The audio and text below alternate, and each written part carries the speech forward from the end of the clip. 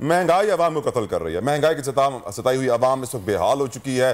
और आपको पता है होलसेल मार्केट्स हो या करियाने की दुकानें हो या यूटिलिटी स्टोर्स हो, हर जगह लोग परेशान नजर आ रहे हैं। क्योंकि एक दिन वो जाते हैं एक चीज़ 10 रुपए की होती है, अगले दिन जाते हैं वो 40 रुपए की होती है, परसों जाते हैं वो 80 रुपए की होती है और हालात बड़े कशीदा हो चुके हैं।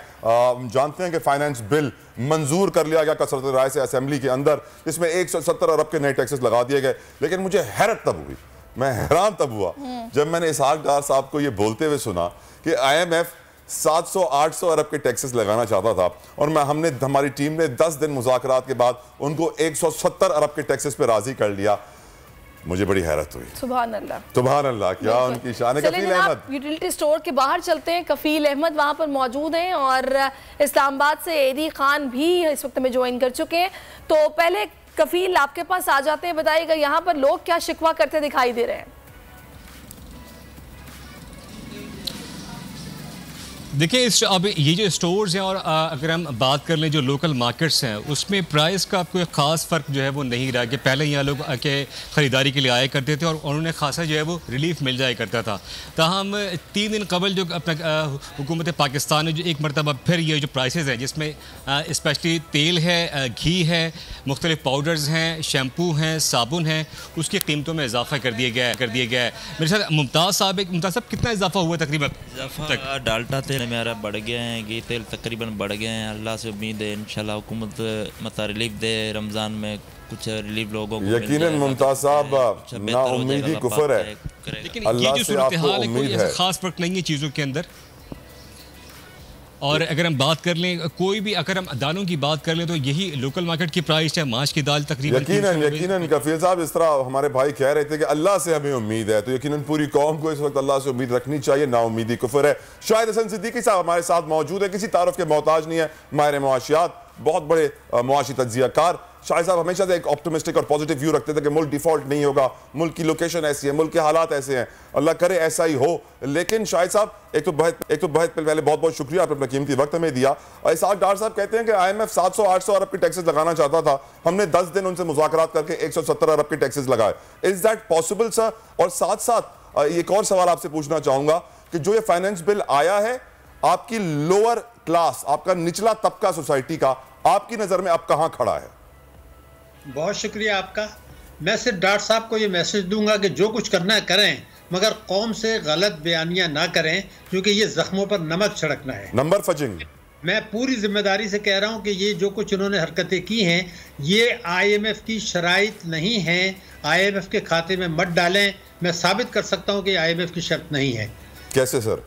देखिए, मैं अभी आप पहले बताऊं, अभी जो परसों एक स्टेटमेंट आया है जो बाद में रिलीज हुआ, 17 तारीख को IMF की मैनेजिंग डायरेक्टर ने ये कहा कि मेरा दिल पाकिस्तान के गरीब लोगों के साथ धड़कता है।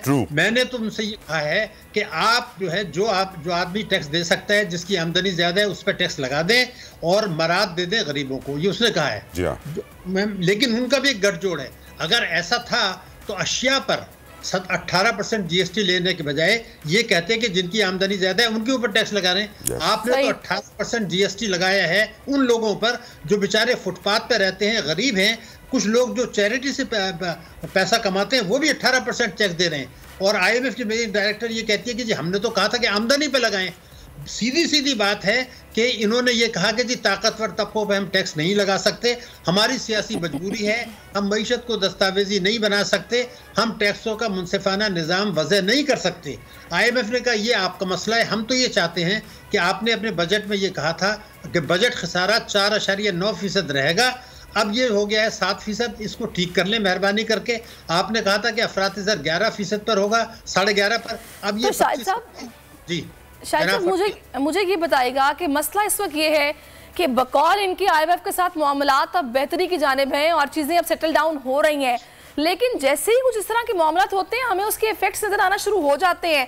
कोई बॉटम है? ये तो बस कीमतें हैं कि बढ़ती ही चली जा रही हैं, रुकने का नाम नहीं ले रही। आगे रमजान आ रहा है, सिचुएशन क्या होगी अगले महीने? अब भी हम डिफॉल्ट नहीं होंगे शायद साहब। देखिए, पाकिस्तान डिफॉल्ट नहीं करेगा, लेकिन अगर आपने चूंकि इस बात छेड़ी दी है, मैं एक बात पूछना चाहता हूँ वज़ीर दिफा से और वज़ीर ख़जाना से। वज़ीर ख़जाना ने यह कहा कि हमने मुल्क को डिफ़ॉल्ट होने से बचाया, यानी तहरीक इंसाफ की हुकूमत मईशत इतनी तबाह कर गई थी कि अगर हम कोशिशें नहीं करते तो पाकिस्तान डिफॉल्ट कर सकता था, हमने बचा लिया। मैं तो बार बार कह रहा हूं नवंबर से कह रहा हूं नहीं डिफॉल्ट करेगा, मगर वजीर दिफा ने क्या कहा वो भी तो आप बताइए ना। जी हाँ ख्वाजा साहब ने कहा कि पाकिस्तान डिफॉल्ट कर चुका है। मेरे वाले अल्फाज सर, वो तो फिर पीटीआई के लीडर्स भी कहते हैं कि टेक्निकली तो डिफॉल्ट कर चुका है। आपके मौजूदा सिटिंग डिफेंस मिनिस्टर की बात हो रही है जो मुस्लिम लीग नून से है, ख्वाजा साहब। हाँ, मैंने कहा उनके जुमला सुनिए, हम एक दिवालिया मुल्क में रह रहे हैं। शर्म की बात है जिस वक्त खुदा ना खास्ता डिफॉल्ट आप करेंगे तो एक जब जिलजिला आता है तो बताने की जरूरत नहीं होती कि जिलजिला आ गया है, ये बताया जाता है कितनी तबाही आई।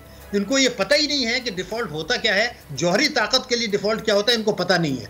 लेकिन अच्छा, और शायद साहब उससे ज्यादा मजे की बात यह है कि मैंने कायरा साहब को भी सुना था, वो ये कह रहे हैं कि आप जो बार बार डिफॉल्ट का शोर मचा रहे हैं, क्यों हम में पैनिक क्रिएट करने की कोशिश कर रहे हैं। यही कह रहे हैं, पर उन्हीं की पार्टी, उन्हीं की पीडीएम का एक डिफेंस मिनिस्टर कह रहा है कि डिफॉल्ट हो गया। और मसला ये है कि इनमें आपस में इत्तेफाक नहीं है ना, पार्टी के अंदर नहीं है, इख्तिलाफ है, कोई धड़े बने हुए इस तरह से। सर मुल्क कैसे बचेगा ये भी बता दें आखिर में शाहिद साहब प्लीज। हम बचाना चाहते हैं, पाकिस्तान को खड़ा करना चाहते हैं उसके पैरों पर।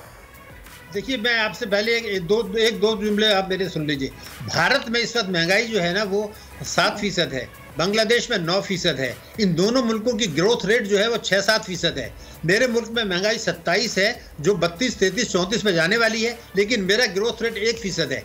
तो क्या पाकिस्तानी कौम को अभी ये हक नहीं पहुंचता कि आप गलत बयानियां करना छोड़ें, ताकतवर तबकों को नवाजना छोड़ें, आपस में लूटमार ना करें, सारा मलबा IMF के खाते में न डालें। हालांकि आपका और IMF का एक गठजोड़ है, आप ये करने के बाद अवाम पर जुल्म कर रहे हैं। तो मुझे ये बताइए कि मेरा मुल्क 1% पर, भारत का ग्रोथ, भारत 7% पर, मेरे मुल्क में महंगाई 27%। बिल्कुल शायद साहब आपने वजह फरमाया, जब हमारा फोकस ही आउट होगा, हमारी नजरें सारी किसी और मसले पर होंगी कि इक़्तिदार बचाना है, हमने ही रहना है, मईशत जाए भाड़ में, तो चीजें फिर इसी तरह चलते। रहम करे और हमारी मईशत बहुत बहुत शुक्रिया। लेकिन आपने सबसे इंपॉर्टेंट पॉइंट यहाँ पे इस डिस्कशन में हाईलाइट किया है ना सर, कि मुल्क का वफाकी वजीर खजाना कहता है डिफॉल्ट करना बंद करो, मुल्क का वफाकी वजीर दिफा कहता है हम तो डिफॉल्ट हो चुके हैं, डिफॉल्ट के दौर में रह रहे हैं। तो भाई एक ही पार्टी के दोनों वफाकी वजीर अपनी अपनी बातें सुने, क्यों खुला तजाद है, क्यों एक दूसरे को कॉन्ट्रडिक्ट कर रहे हैं, क्यों झूठ बोल रहे हैं अवाम के साथ। खुदारा सच का हक का साथ दीजिए,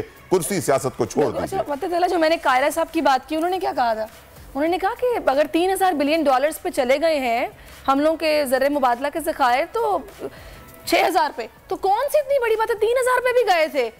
बिल्कुल पैनिक क्रिएट करने की जरूरत नहीं, कोई डिफॉल्ट नहीं हो रहा, यहाँ पे गरीब आवाम पिस रही है।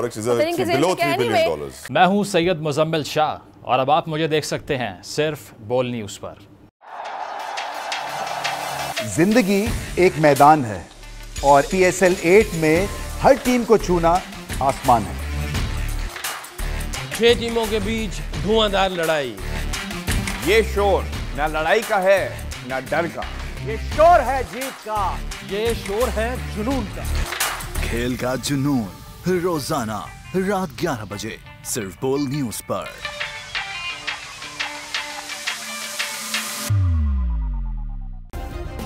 सब्सक्राइब करें और बेल दबाएं ताकि कोई खबर रह न जाए।